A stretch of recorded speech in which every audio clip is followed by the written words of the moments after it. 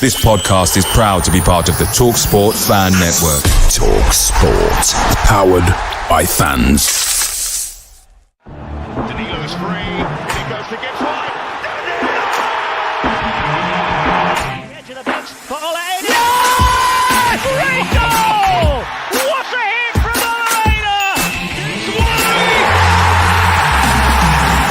They've only gone and done it again! Forest back in the lead from Morgan Gibbs White! Oh, what he scores! And the City ground goes ballistic!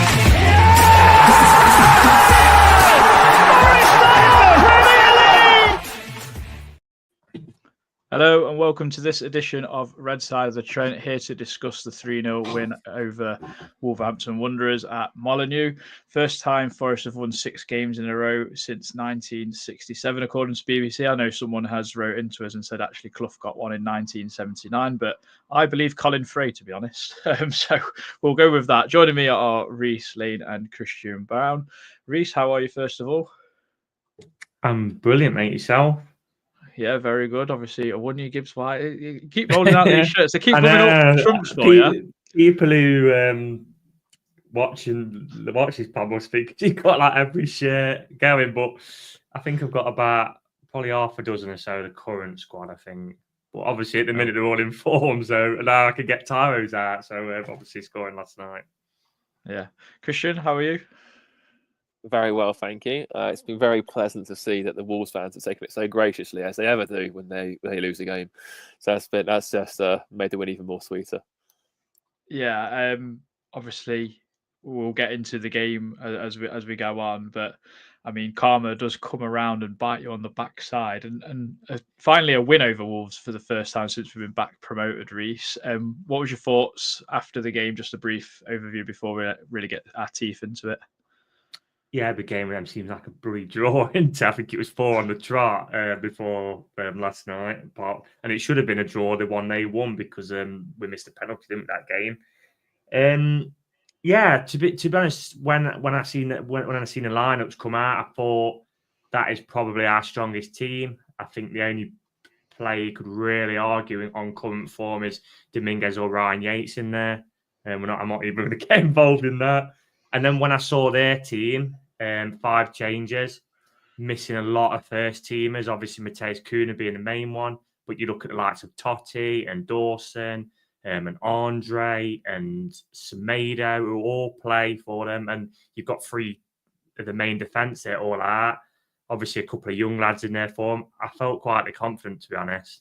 Unfortunately, the Forest PTSD always rises to the surface, but with how we're doing, I did feel quietly confident last night, and I actually missed the first 10 minutes because we overran at football. But there was a pause in the game when I could see the screens in the clubhouse at Ilkeston. I could see kind of Chris Wood running away, and then it panned to the bench. So I thought, oh, have we scored? And then obviously did see we were 1-0 up, so I managed to watch probably from about 12 minutes onwards. But yeah. Yeah, fair enough. Christian, same to you. How did you feel coming? Well, obviously watching it from home, I guess, this time around. I felt pretty confident going into the game. It was, I think they showed. I think the key graphic for me was a Sky one, which was incredible. Actually, I didn't actually think of it this way. I think that it's 28 from 30 points or something like that from the teams in the bottom half of the league, or something ridiculous. The only team we dropped points to was Wolves. And like Ray said, like they had half a team out, and you can see on their bench they had like a 16-year-old on there, an 18-year-old on there, and like I just thought, yeah, I'm pretty confident here, even with like the curse of Don Goodman on co-coms and whatever else. I still felt pretty confident I could get something, but it was just surreal because it felt like even before the game, I was speaking to my mates about this. If you look at Wolves' run, their sort of bounce period under their new manager, Vitor Pereira, obviously, like I said, they beat Leicester. That's not a major surprise. I think most managers in the league coming into a new club, like I guarantee you now, if Graham Potter comes into West Ham, he would want Leicester as his first fixture, guaranteed, because they're bad. Next game, Man United's first home game. Again, couldn't pick a better home game if you wanted. They're in total disarray, and Wolves put them to the sword pretty comfortably. Third game was Spurs. Again, pretty nice. It sounds bad on paper, but Spurs are a joke with Ange in charge, like an absolute joke. So, and again, they get something there, 2-2 draw. We're actually their first proper test on their new manager, which is surreal to say, but that's the way it went going into the game. We were, because obviously we're flying high in the league and whatever else, and how are they going to sort of cope with that? And the answer was emphatically badly. But yeah, I felt very confident going into it. I just felt it was a case of, obviously the first half wasn't so confident watching, we'll come on to, but yeah, I was pretty confident we get the job done. Yeah, this is becoming a bit of a regular occurrence. 6 games in a row, we've had a win to talk about. I mean, I'm not sure if any of us thought we'd be doing that anytime soon. So it's bloody lovely, and we'll relish it while we can. But two changes to the starting lineup, Reece, from the last win against Everton. Murillo came back in for Morata, and Callum Hudson-Odoi back in for Ramon Sosa. What did you make of that lineup? Because obviously myself, Danny, Reece and Mason we had 3 different teams, and we could have all gone. I would have thought Nuno could have gone for any of them really. But what did you make of it? Like I said in the first comment, I think that is probably the strongest lineup, really. I expected, as well as Morata played at Everton, I fully expected Murillo to come back in. And I also, as well as Sousa at Everton, if Hudson-Odoi was fit, which he was, I expected him to come back in as well. So the 2 changes weren't a surprise. The only one which was a slight surprise maybe was that he stuck with Dominguez rather than Yates. But, you know, there is a notion like we throw Ryan Yates into these physical kind of games, but it's only a physical game if you make it that way. Like at Everton, we don't want to go to Everton and make it physical. We want to play. You know, if it gets physical, then yeah, they'll probably end up beating us, as we have seen in the past with Everton. So I was very happy with the team, and like I said, when I saw their team, I was quietly confident. Yeah, I was pretty happy with the team personally. I thought Everton tried to make it a battle, and we just won that with Dominguez and Anderson. I thought, but we've got ballers in there as well. You know what I mean? Who can play? They were just like booting it long, Everton. You know what I mean? The only one who was willing to play was Ndiaye, as we spoke about. We've got like people all around who want to play on the floor. They will get physical if they need to, but they don't want it to be physical. They'd rather play. You know what I mean? Yeah, well, I don't think Dominguez warranted getting dropped anyway, and was pretty good until he got taken off. But Christian, I think Wolves fans will be eating a lot of humble pie after slagging off Morgan Gibbs-White in front of millions of people on Sky Sports, and then he ends up sticking one in the bottom corner from an unbelievable counter-attack. I think Sky highlighted it before the game that we're probably the best counter-attacking side in the league, which is no secret to us. But I mean, talk us through the goal, because it's sublime, really. Oh, yeah, it's brilliant. I think, again, a lot of credit has to go to Elliot Anderson as well for picking that pass out to begin with to start the move. I don't quite know how Gibbs-White's got oceans of space, but to be fair, I mean, it was the same against Spurs. It was exactly the same against Spurs in the home game where they just let him run. I don't like.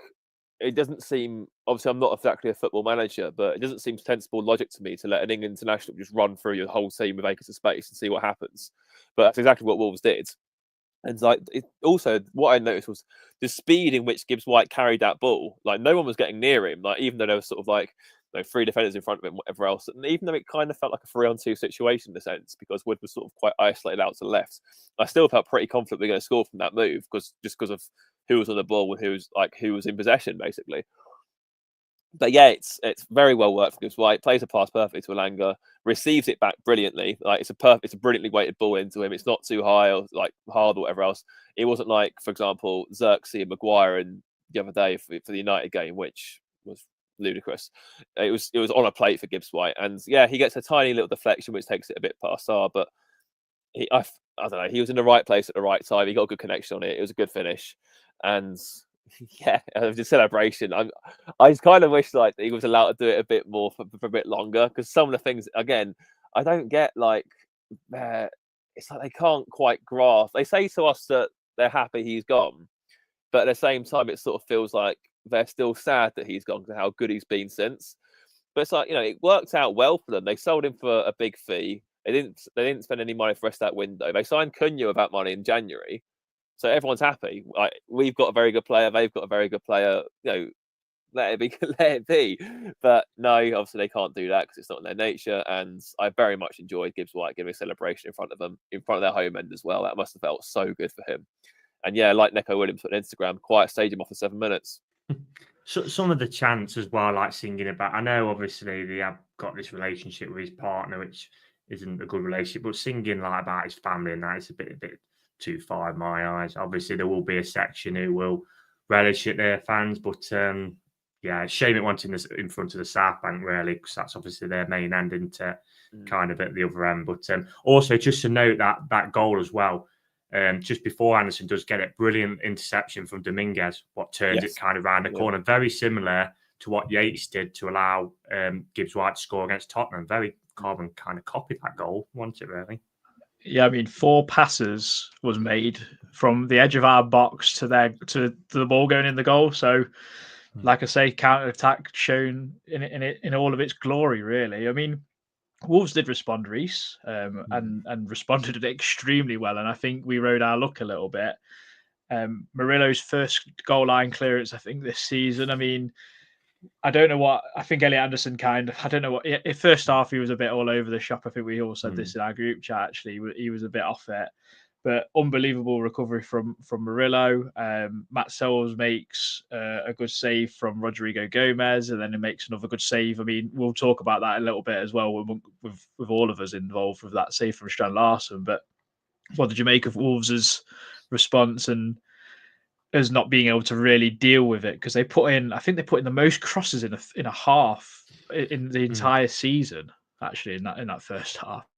Yeah, the first chance, yeah, it was a bit sloppy, wasn't he, Elliot Anderson? But he is going to have games when he's not as good as he has been. I mean, he's been superb for us, but the lad's still 21, you know what I mean? He's going to have games where he's a little bit off it. So I can afford that. Thankfully, we didn't get punished. We should have got punished. I mean, it's brilliant for Murillo to get back on the line, but if that's Chris Wood, we're probably, from our perspective, saying he's got to score that. You know, the second chance, which is a cross, I think it's from Guedes, wasn't it, on the left. I mean, that is an absolute peach of a ball. And Strand Larsen, to be fair to him, has done well because at the last minute, he's just nudged Milenkovic, and that gives him that yard. But once he wins the header, it's a superb save from our perspective from Sells, but he should be scoring there. Again, if that was Wood, we'd expect him to bury that. So we did ride his luck a bit, but, you know, you're going to do it times in this league because pretty much every team's got quality. Wolves have still got a new manager, Barnes, really. You know, haven't lost before last night. They're at home, under the lights. So there was always going to be a period when they was going to have moments in the game because obviously as well we don't like a lot of the ball. So yeah, it was testament, I think, to the defence, some shaky moments, but we got through it, thankfully. When everything's going for you, it goes for you, doesn't it? Last season, one of them probably goes it. Strand Larsen probably connects with it wrong and shins it in last season. So when things are going well for you, then type of things stay out your net. Yeah, I did want to ask you both, actually. Is it a save of the month or save of the season contender, or is it more because Sells has stuck a hand out and it's just managed to hit him and he's in the right place at the right time? It's more instinctive in a sense, or lucky. I don't know how you want to call it, but would you argue against that? It's a save of the month contender, definitely, because he's kept it at his goal from point blank range. He's still got to obviously, you know, make sure he keeps it tight, and he has done well. It's one of them where you kind of see both sides. Thankfully, we're not talking about it from their perspective, but I think like it was our perspective, hypothetically speaking, we'd probably be disappointed the striker hasn't scored there, really. But Sells can only do what he can do, and it's a great save from our perspective. Yeah, Christian, anything to add? Yeah, I agree with what Reece said pretty much. I think that it is a very good save from Sells. It's outstanding reflexes, really, but your strikers were doing better than there. And I felt a bit sorry for. I know obviously he was against Forest, so I shouldn't be too sympathetic. But for Rodrigo Gomez last night, who I thought was excellent on that left wing for them, every time he put the dinner, it was like watching like Beckham just swinging rockets, and every single time it was just like that was the only time this season I felt nervous about a team crossing the ball. Even when we had Liverpool and Trent was over it, like we seemed to deal with it pretty comfortably. For that 20-minute period, for whatever reason, we just weren't. and his delivery every time was just everywhere on a pinpoint, basically. So, but yeah, I mean, I agree with what Reece said. If that's a Forest striker in that position, we're berating him for missing that chance. But equally, you have to commend Sales because without his reflexes, it goes in anyway. So yeah, thanks to Tango. Yeah, I thought what Wolves were good at was getting the ball out wide and crossing it as early as possible, and I think that's what sort of caught us out of our stride, maybe a little bit defensively. A lot of teams like to kind of give us a bit of time to almost set up and watch the cross come in, whereas Wolves were just getting it and just whipping it straight away, and it was sometimes it went straight across the goal and no one was there, but the intention was there, and I think that's something teams might try to exploit in the future. Maybe Nuno has to address it in game a little bit quicker if that's what's going to happen. But Christian, I did want to stick with you about the penalty shout, which was, I mean, I don't know how this is not given. Olaraina down the right wing with, I can't remember who made the long pass. I think it might have been Murillo or someone else. I'm not actually sure. Someone, you might be able to correct me, but Aina gets on the end of it, crosses the ball in the box, and it's hit Aït-Nouri with his arm out, stretched from him, and then he's obviously done the motion to put his hand behind his back. But that is a stone waller, isn't it? Lee's going to get upset at me for saying this, so I apologise in advance, Lee. But honestly, that official needs sacking. Like, if you're an official and if you're looking at that and saying that's not handball, you shouldn't be an official. End of story. Like, you'll not see a more blatant. It's literally you'll not see a more blatant example of handball at refereeing score, whatever it is. They'll show you examples of what is and what isn't handball. That'll be an example of what is. If you can't tell the difference, you shouldn't be an official. End of story. That's the worst decision we've had since the Hudson-Odoi penalty against Everton, which wasn't given, despite Ashley Young committing GBH from the back of him. Like, it was absolutely farcical how it was. It was more of a penalty than the one that Liverpool got against United, literally the day before. Like, how can you be so inconsistent? It's like, we say this, like, we've won the game 3-0. We shouldn't be too critical, obviously. We should be happy that we've won the game, whatever else. But the standards of refereeing in this country are so bad. Like, you can kind of allow the referee some sort of rope because he only sees it a split second. He only sees it in real time. Fine. If he hasn't seen it, he hasn't seen it. That's the game. But someone watching that with a replay with many different angles at a point where the game's dead as well. It was our corner, so they obviously pause it to check the game, and you still get that wrong. You shouldn't be an official. Sorry, you shouldn't. Shocking decision. Yeah, fair enough. I mean, Reece, thankfully, it didn't matter too much as Wolves allow Matt Sells to pick out Callum Hudson-Odoi. And I mean, I think we've all wanted to see more of this from Callum, but tremendous assist for Chris Wood to make it 2-0. Yeah, I mean, he absolutely burns Doherty, didn't he? I mean, how he didn't get booked. The ref was checking the red card. I forgot to book him. The ref was, sorry to rant about him, the ref was dire all night. So inconsistent. He must have missed, there was probably 3 or 4 what should have been yellows. 3 for them, 1 for us he didn't give. And I mean, that handball, how the guy, I'm not sure who was on VAR, but that's just like protecting your mates, kind of. If you don't think that's a handball, I mean, to not even send him over to the screen, and this is the problem, like, can we not send the referee over to the screen and say, have a look at it again? If you feel that you've got the on-field decision right, stick with it. If you don't, then change it. Why is it like, oh, if he's got to go over to the screen, it means he's got to change his mind? Can't you just have a second look at it? I mean, I can't believe he didn't get sent over to the screen for that. Yeah, it's not even like a black and white situation. A grey area in football where you can sort of go, is that a foul? Is that not a foul sort of thing? Or one of those where you can debate it. Handball's handball. It's like offsides. If you do it or you don't. It's to get that wrong is just appalling. The thing is, if that's Liverpool at Molineux or Man United, they probably get that, and that's what annoys fans. And no one contests it either because it's handball. Yeah, yeah. I mean, I couldn't believe that was given, but yeah, like you said, and thankfully it didn't matter. But again, something I said last week is we just seem to be scoring and at the minute getting that second goal at perfect times. Obviously, Brentford and Everton have been just after half time. This is before half time. But the positive thing about this goal is Wolves have chucked everything at us. They've not scored. And then when they feel like, oh, let's get in at half time at 1-0 down and maybe we can go again, we sucker punched them, make it 2-0. They know in the back of their minds what's going to happen second half. We'll contain it for 15 minutes. We'll then bring the doorman on Morata.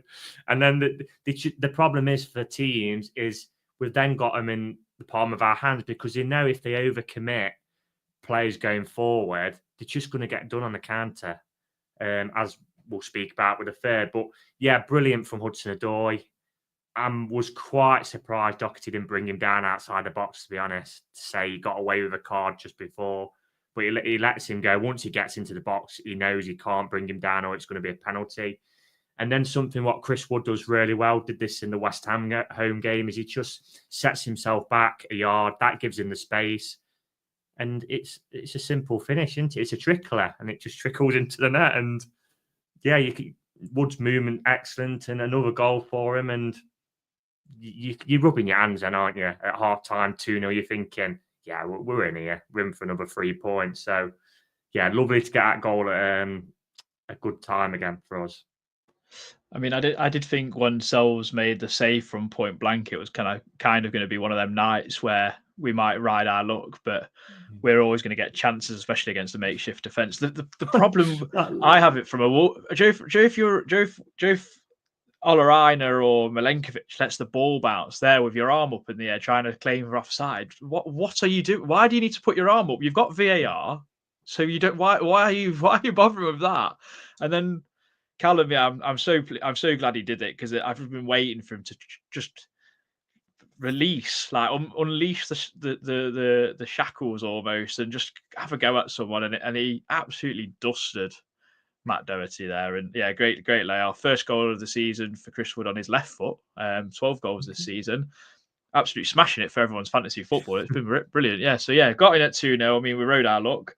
Christian second half, a bit of a non-event, really. I think we had a few chances. I think Milenkovic has one from a set piece early doors. Elliot Anderson has a deflected one over the bar, and then Sells makes a really good save from Sean Larson, I believe. But then obviously Reece talks about the doorman coming on, and I think this is what Forest are so good at the moment, and what Nuno's really good at. If we get in a half time and there's a few issues that were causing us in the first half, he just seems to make these little minor adjustments, and we shut up shop suddenly because Wolves just stopped crossing the ball in the box suddenly. And I don't know what kind of changes we made. I don't know if you saw something I might have missed. No, I don't know. I just felt that we were so much better in that second half. It was so much more controlled. It was weird because Wolves, their tempo seemed to drop as well. I don't know if they just gassed out from the first half or whatever else, but it did seem to be a bit more manageable in the second half. It was a bit strange because I didn't feel. We said in our chat last night it wasn't the best showing from Elliot Anderson. It's unfortunate timing because Thomas Tuchel was there watching, but aside from that, ball to Gibbs White, he had a very mixed evening, and it wasn't really a surprise to see him hooked at the time he was. Same way for Dominguez, really. Dominguez in the first half was a bit patchy and then was quite good until he was taken off. It did seem as if we really sort of seemed to struggle in that midfield battle with just two in there. But in the second half, it seemed to be fine. I don't know what changed exactly, but it just seemed to be a lot easier. I don't know if it was Murillo stepping in every now and then or whatever it was. Then obviously, yeah, the doorman comes in Morata, and then you just think, well, they aren't scoring. I mean, how many games is that now? How many minutes is that now? I think we conceded one goal since he's been on the pitch. That was against Man City at the Etihad. It's ludicrous. This guy, like, he just come on, and I felt it was really good actually because obviously Strand Larsen's strengths are being a big, physical, powerful unit. It's bad enough dealing with Milenkovic in the air, but having him and Morasso getting at you, he must have been pretty woke up a bit sore today, Strand Larsen, because that can't have been fun trying to win the ball against them two in the air. I don't know if you're going to just come in, Reece. I just wanted to say quickly when we go to that back three, it's like we've got Murillo as like he's like a rabid dog on a leash, and then like suddenly when the ball comes in a certain area, it's like Kittle, and he like steps in and he's like so aggressive with it. It's fascinating to watch these little traps happen. I think what it was for Wolves is like it's like a boxing match where you've just put your opponent on the canvas with your best shot, and then he's got up. And you're like, oh, what do I do now? And that's probably what Wolves felt like. They've given their best shot first half, not scored, and then we've hit them with that sucker punch.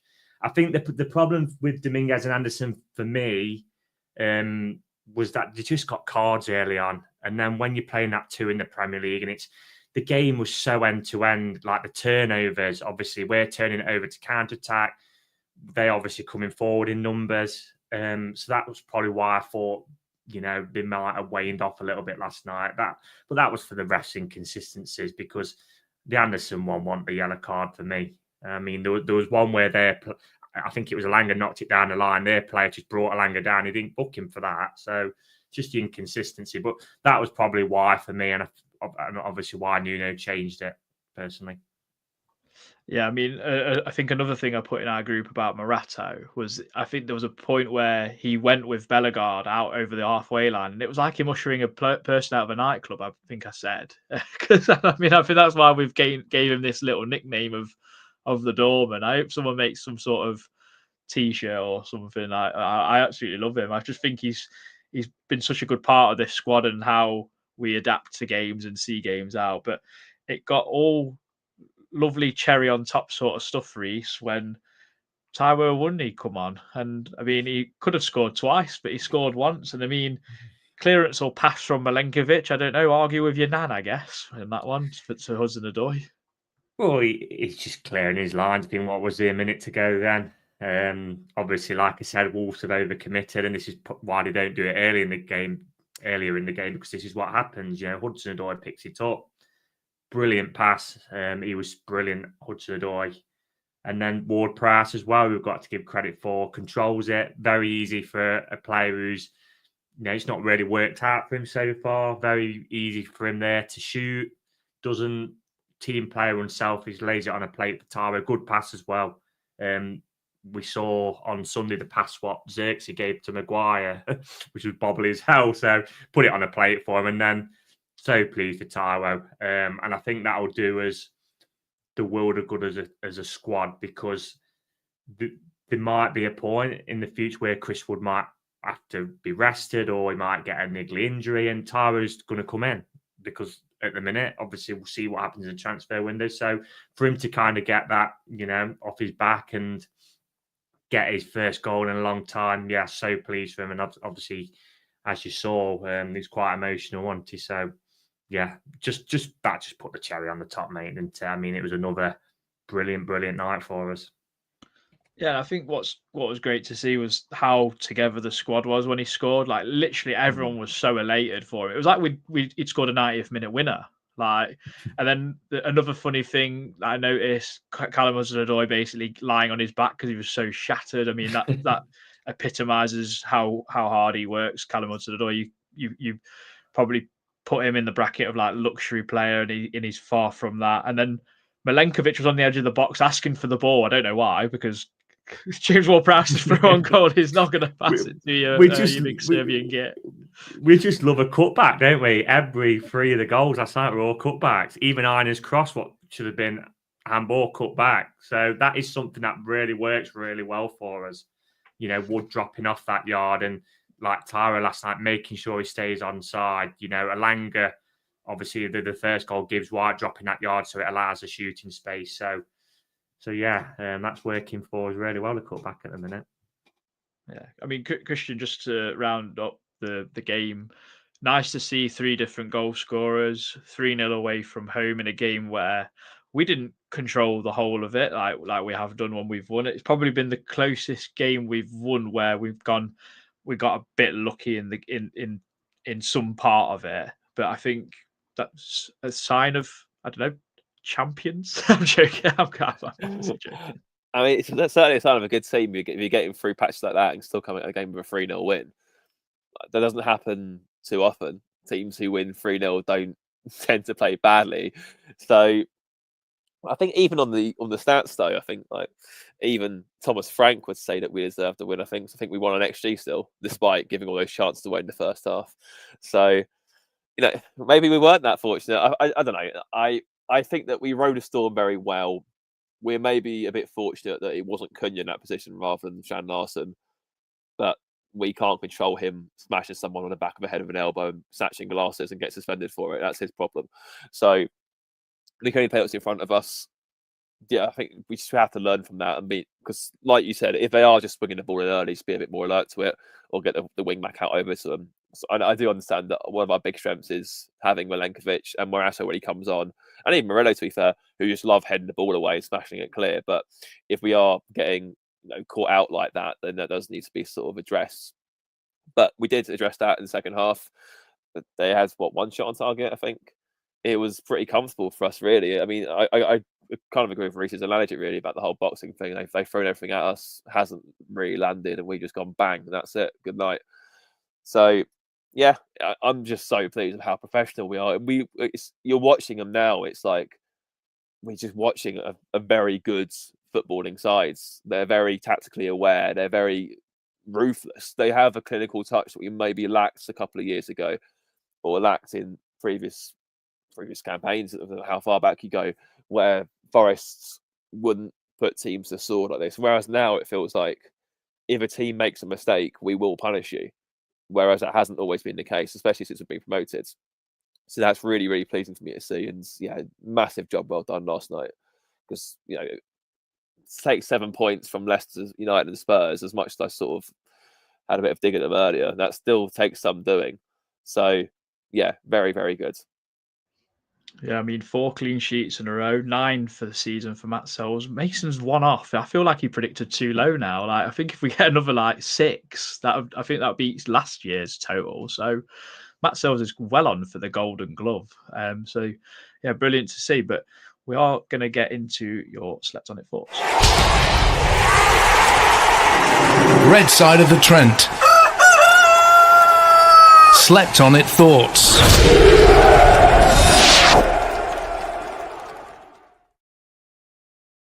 We were inundated with loads of these this time round on a win. But Lee Clark rode our luck, but you create your own luck in this game. Sells unbelievable, Williams quality, and Morgan Gibbs White, wow.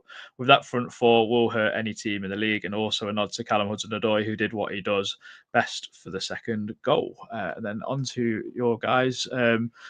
So, Rimmel, when was the last time we won 6 league games in a row? Any division? I presume under Cooper. I think we said not, but I think Billy Davis did in the Championship potentially. He did, yeah. Second spell. One of his, yeah.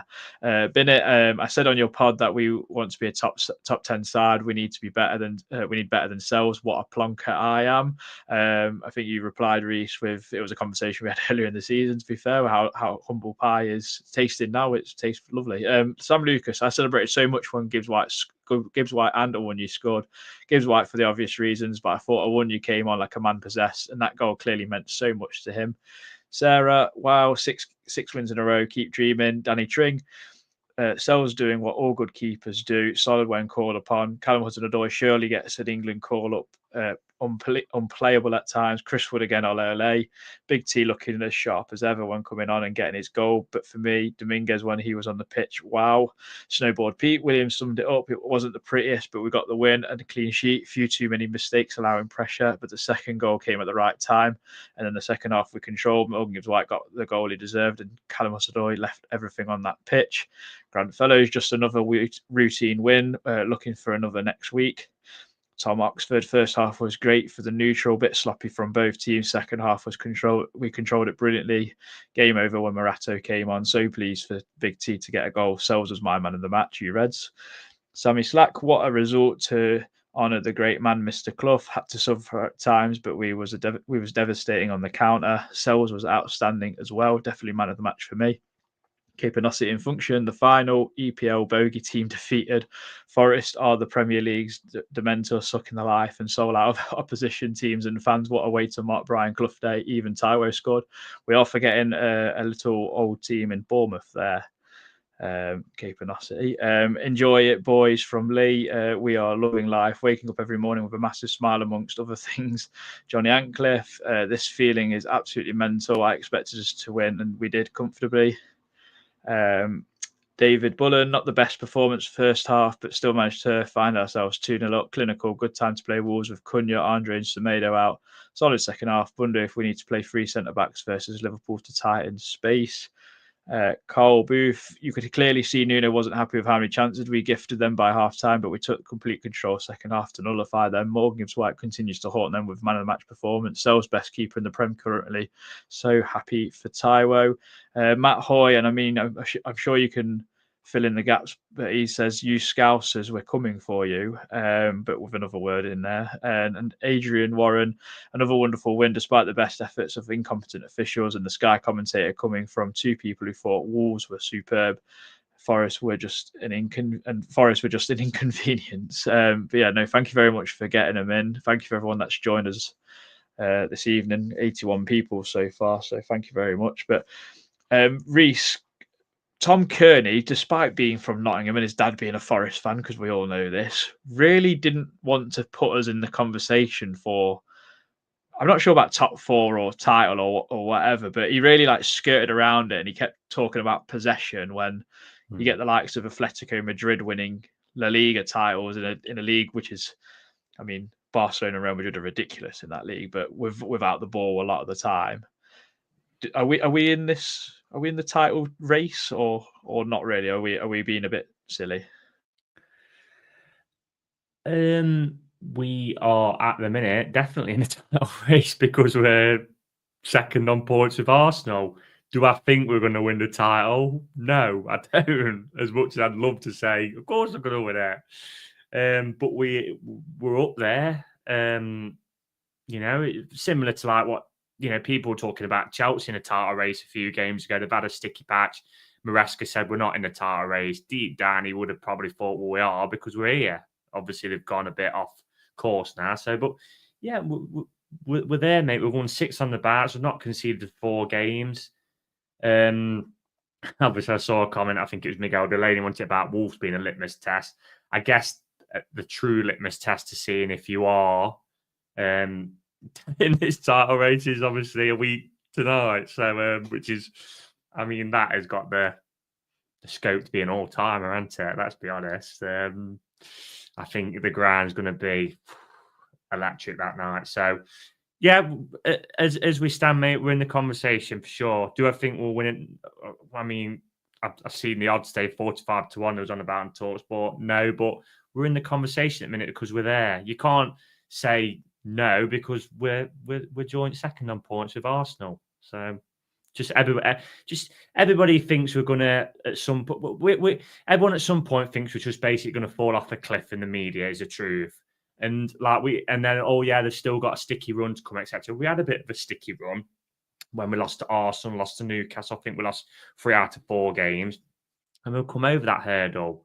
So we might have another sticky run, but we'll see. We just got to enjoy it, haven't we? I mean, for me now, still, if someone offered me a European place, whatever competition that'd be in, I'd probably snap your hand off. I want the season to continue because I'm loving every minute and enjoying it. But if Forest could get into Europe in any competition, that would be an unreal achievement. It would, as much as we're joint second at the minute on points. So, yeah, we'll just keep going game by game, mate, seeing what happens. But we're in the conversation for sure. Yeah, Christian, I just wanted to ask as well because like they kept saying, is like, can we keep it up? Can we keep it up? I mean, six wins on the trot with, I think 2 of them have only been at home. Am I right in saying that? Yeah, you are. Yeah, Villa and Spurs. Yeah, it's because of the possession thing, though. That's why they're saying it. But even that's not entirely accurate. I mean, I saw WT analysis for something about it. I was going to flag it actually. So there's been 5 games this season where Forest have had 50% or more possession, and we are unbeaten in those games. We've won 3 and drawn 2. So it's not like I'll give Forest the ball and you'll stop them. Please do. We'll still hurt you. So I think from like Kearney's perspective as well, he's obviously been part of a team that's beaten us this season. And he probably, in that game was dire, let's be honest, and it should have been a 0-0. So he's probably, from a player's perspective and a selfish perspective, seen that game and thinks, we're on a par with these, but Fulham are 9th and these are joint seconds. So he probably thinks selfishly, why aren't we above these? And I get that, but possession doesn't matter what you do with possession. The classic one's the Celtic Barcelona one, isn't it? Celtic had 11% possession that night, 1-2-1. The only stat that matters in football is the final score. Mm-hmm. But yeah, sorry to answer your question, Adam. Following up on what Reece said, we are in a title race. there's no way of getting around it. At least for the next week or so until we play Liverpool, we are. Because we are. If you can't say Arsenal are in a title race at Forest aren't, we're both on the same points. So you can't have it both ways. At this moment in time, we are. So enjoy it, be incredibly proud of it, embrace it. It might not last forever, but at this moment in time, after 20 games for a Premier League campaign, yeah, Forest in a title race. There's no getting around it. So it's just surreal. It's phenomenal. It's great. Like Reece, I don't really want it to end. Just want to see where it goes. But also, there's something else I noticed actually, and I didn't think about it at the time. You know, I sort of eulogised over Murillo against Brentford. Well, I didn't actually realise at the time because I thought, UEFA's PSR restrictions are going to be super tight, etc., etc. We might have to send them anyway, etc., etc. That might not actually be the case depending on how high we finish. Because say we finish fourth, again, impossibly good season, whatever else, outrageous, Forest in Champions League, phenomenal achievement. But from a financial side of things, I think we'd earn about £40 million more than we would if we finished 17th, just from prize money.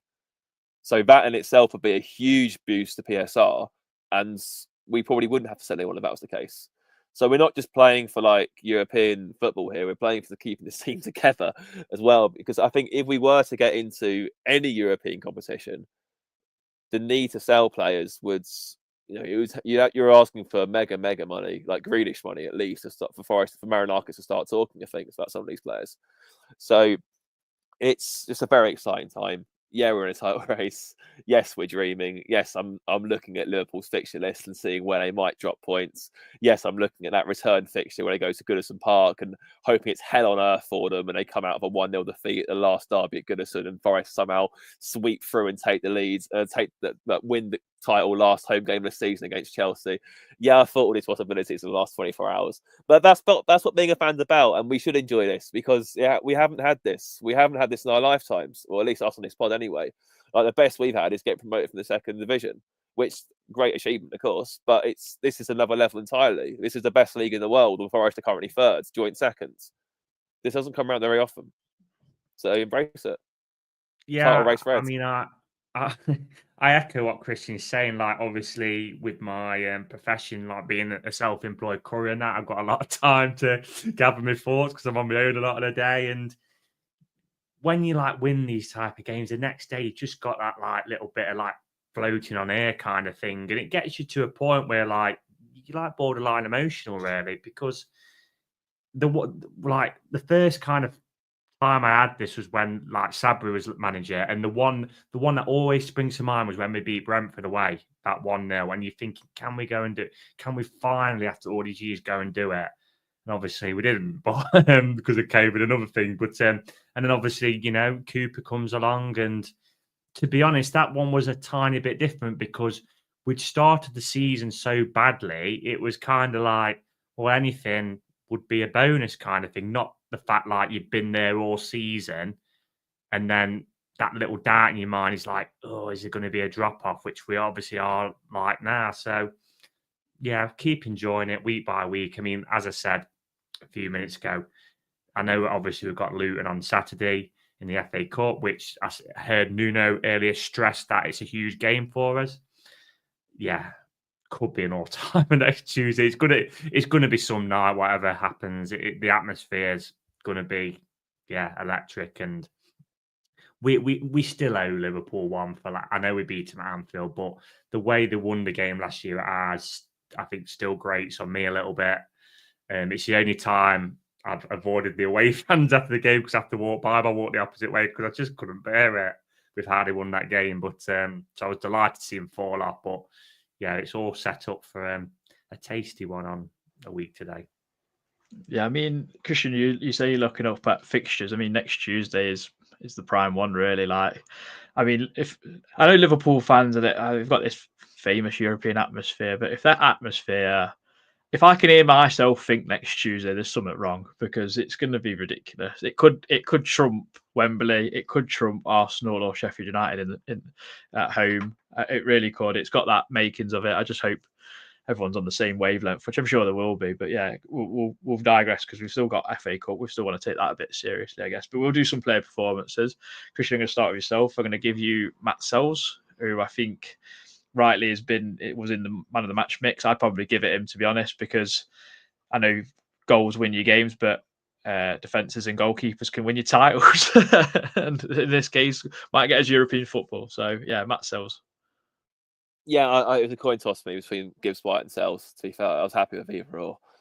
But there's no win yesterday without Sells. He was again like a brick wall. It just seems now like you're sort of watching him and just thinking, well, he's doing it again. He's just saving everything that moves again. It's weird to think that he was like 6th or 7th choice on the lists in January as an emergency panic buy signing to just clear off the walking points deduction, and to think he's been this good since. It's surreal. I mean, that is one of those I will say the recruitment team's maybe got a bit lucky with.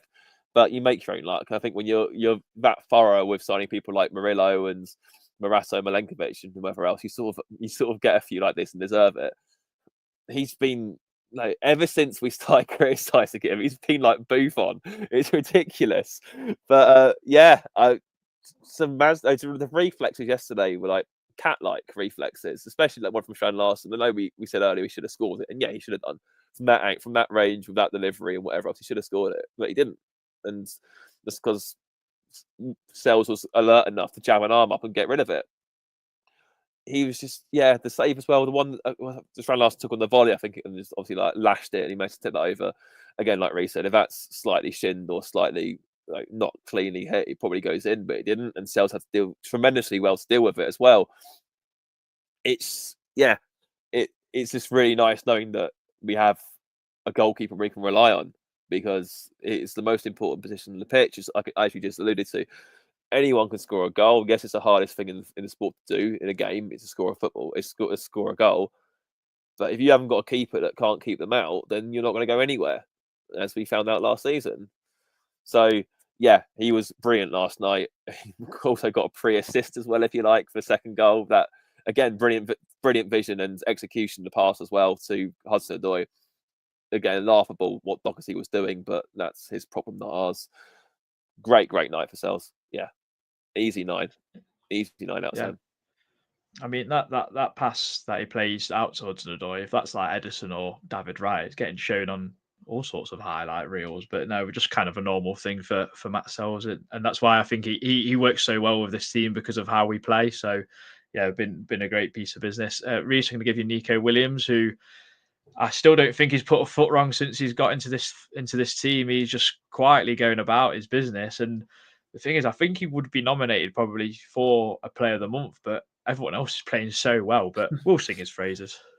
It's nice to have so many players playing well, because I think he won it a couple of months on the bounce here last season. It was like slim pickings. So he's took his opportunity superbly. I mean, there was a couple of months back, I think most fans was probably saying that Moreno was a number 1 left back, and I don't think Nico Williams would have probably even been a 4th, really. So for him to come in and played as consistent and as well as he has done, testament to him. And it's kind of gave us, because he's got 18 months left on his contract come January. I think we spoke about it a while ago with what to kind of do with him.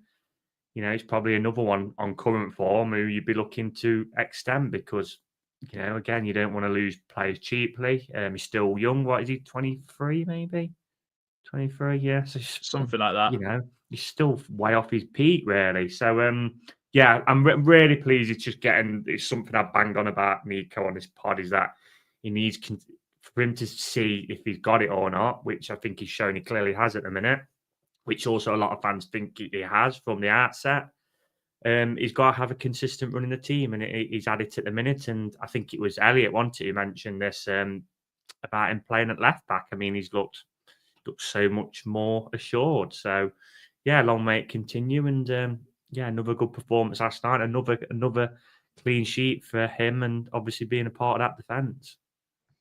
Yeah, definitely. I think it helps that there's such a good unity there, and a good part of that defensive unit. That's why everyone's shining so well.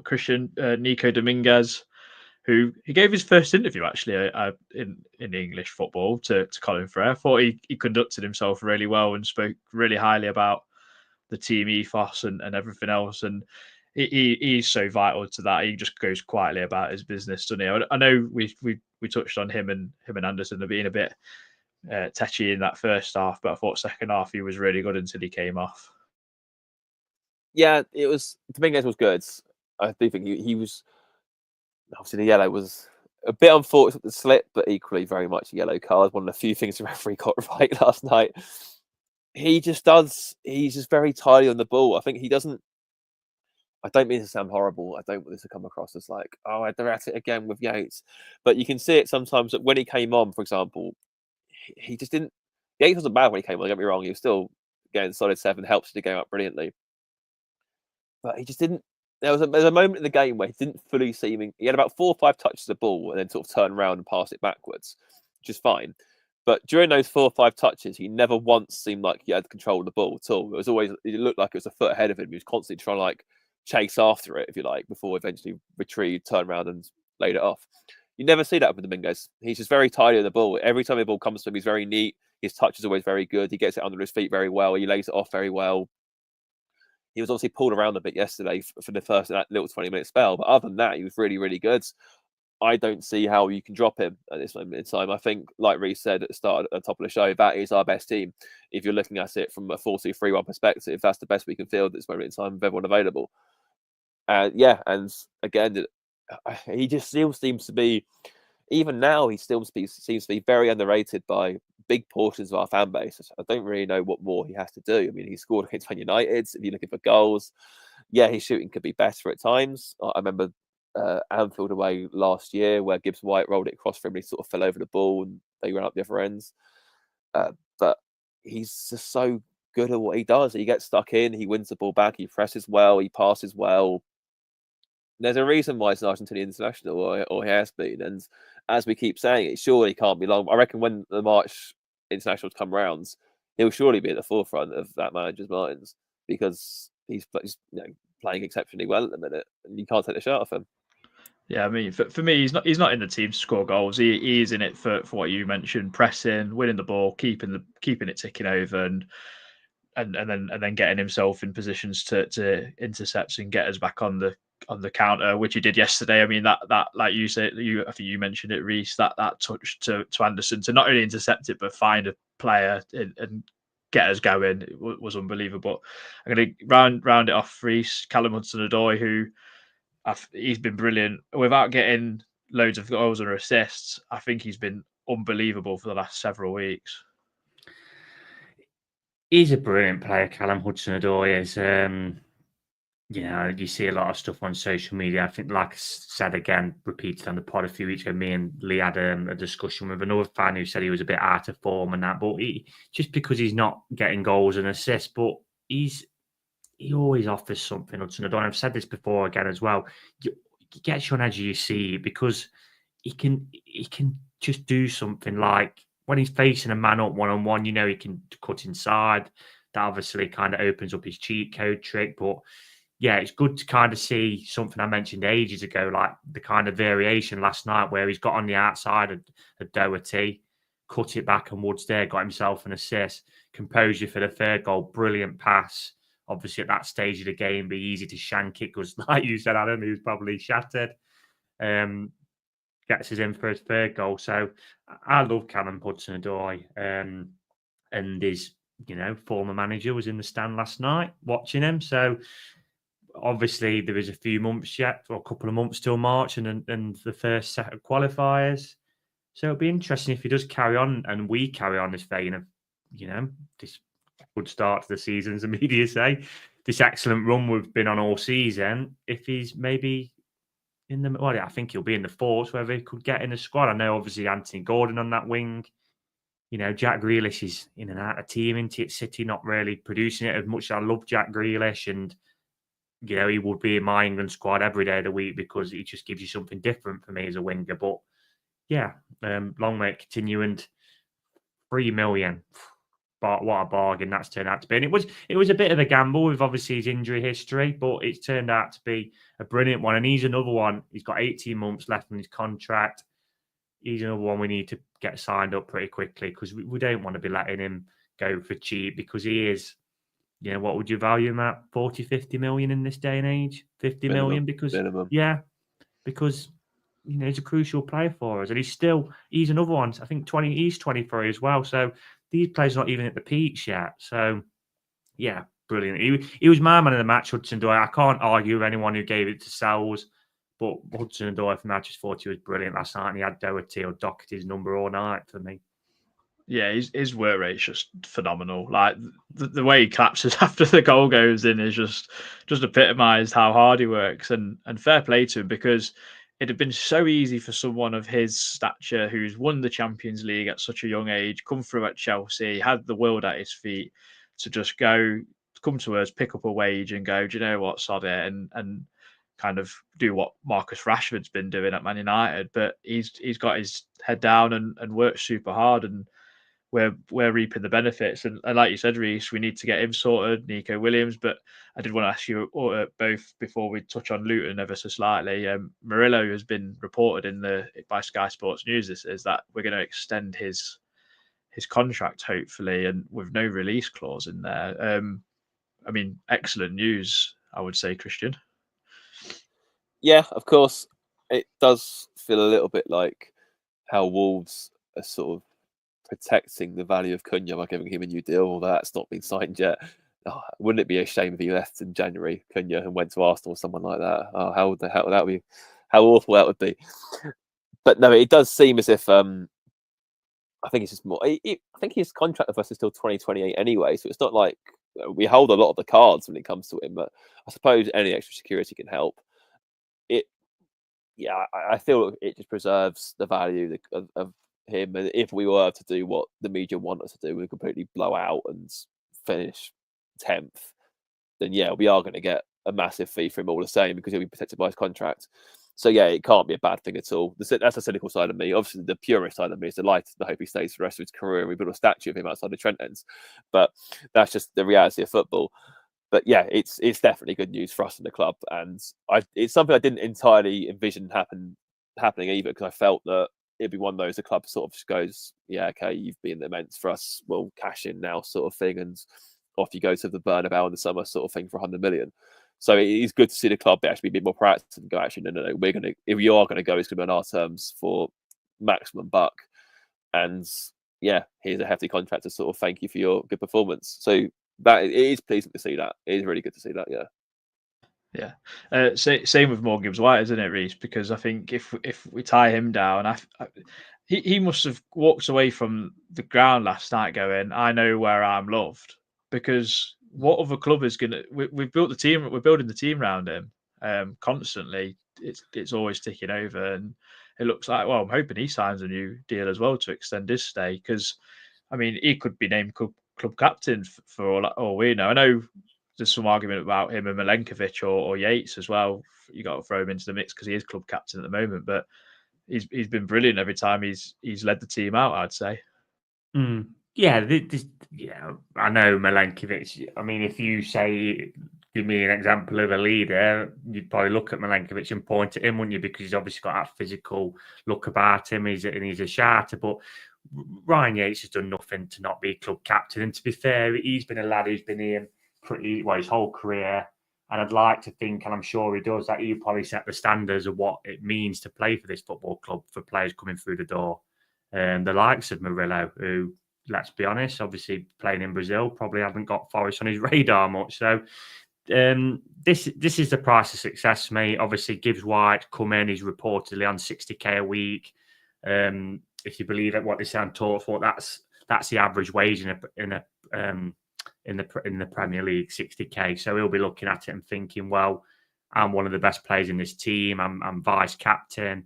We're flying high. So I want, obviously, my wage extending. Murillo, the same. Because I wouldn't imagine Murillo's on 60 grand a week, probably half, coming from Brazil and being a bit of a rookie, really, when we signed him. So, yeah, this is the price of success. But to keep your prize assets, you have to pay it, because further down the line, if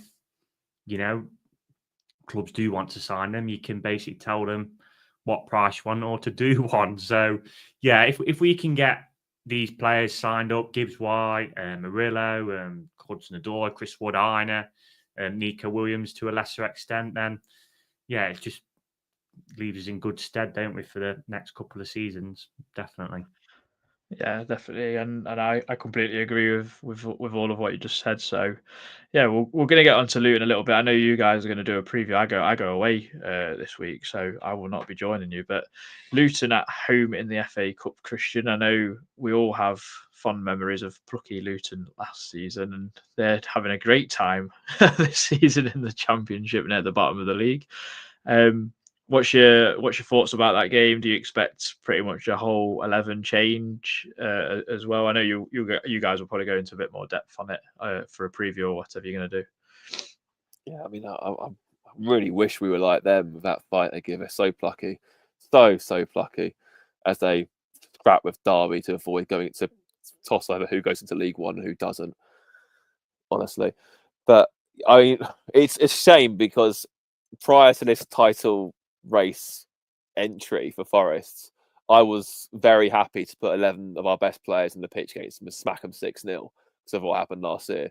But now we got somewhat bigger fish to fry. I would like to see 11 changes. Yeah, I think that Liverpool game's too important not to do that. But even if you made 11 changes, you've still got a very strong Forest team. It isn't like when we had Blackpool in Cooper's first year in the Prem, where that team wasn't. I mean, fair enough, that team that we put out should have won the day, but it wasn't. You look at it now and you think, okay, not so great. Whereas this one, you could have a team of, say, not saying this would be it because of potential transfers or whatever else, but you'd have Miguel in goal. Let's say it's Bolly, Andio, and Morato as a back three. Let's say it's Maria as right wing back, Yates and Ward-Prowse in the middle, and let's go Toffolo left wing back or Moreno to take your pick. Then you've got a front three of Jota Silva, Taiwo, who's just scored, and Sosa. That's a very good team. Like, you know, if you look at that team's probably better than what Southampton can field right now. So I'm not even joking. So yeah, that should have more than enough to win. I'm hopeful that if it all goes to plan, it'll be a really good day for the club. We might even get a few more academy graduates on the bench / making their debut, that sort of thing. Was it Gardner? I think it was that played against Bristol City last year. So Abbott might even play. So obviously, depending on what Andio's doing, if he's going to Leeds or if he isn't, sort of thing. So it could be a really good day for the club. I'm obviously there'll be a fair few first timers there going to the ground for the first time, obviously, whatever else. So yeah, it has all the potential to be a very good day. The cynic in me looks at Luton's god awful away form and god awful form in general, and sees Forest flying high and thinks it has all the hallmarks of a cup upset. But I think we will be better than them, and we are better than them, and hopefully plucky little Luton go back to being where they belong in League One, rotting with a third round exit, and we beat them 3-0. That's the plan. Fair enough. So 3-0 is your prediction. Reese, anything to add or I don't know? Yeah, I mean, obviously, we was probably in the minority that we didn't get on this Luton hype train last season of all of this. They worked really hard. I think they were terrible. They won I think it was 1 in 19 games by then. And they couldn't even beat Everton. I remember watching that Everton game and being so nervous, and just Everton were dire as well. They couldn't even beat them. But I am really surprised to see how badly they are doing in the Championship, because I didn't expect them to bounce straight back, but I thought they'd be in probably playoff contention. So for them to be with the likes of like your Derbys and that down at the bottom, obviously your Plymouth, is a bit of a shock, really. I mean, I'm just looking at the form now. Last 6 games, they've lost 5 out of 6. I think they've only got 4 points away from home this season. And it's not like Christian just mentioned, it's not like the first 2 seasons where we go to Blackpool and we're fielding a team where, no disrespect, but you had like a young lad in midfield in Billy Fuster, who's now at Alfreton Town, for example. Last season, Nuno come in with just won back-to-back games. The brief was to stay in the Premier League. He obviously rested a few and rotated a little bit. And probably the FA Cup wasn't as high on the agenda, but because we're flying so high, now we can make them squad changes. Like Christian's just said, you can pretty much make 11 changes, apart from maybe if we was to play with a number 10, probably Anderson or Gibbs White. And, you'd also have some extras on the bench in defence as well, probably like your Toffalos and your Abbotts and your Omobadadelas if he's still here by then. So, yeah, it gives us a good chance to rotate the team, gives us a good chance to get more minutes in legs and see more of players like Sousa and obviously Miguel in goal.